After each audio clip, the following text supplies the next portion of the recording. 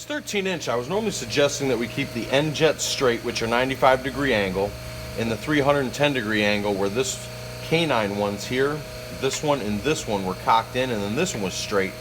But watch what I get when I put these sideways. I think it's better, so you guys might want to adjust yours a bit. Here's what we got going on. Let me get this to spray.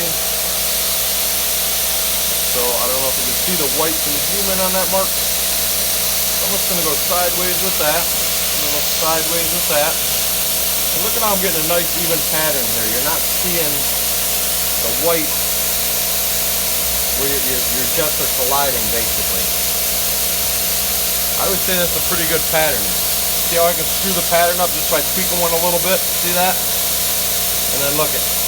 That's how you want them to look.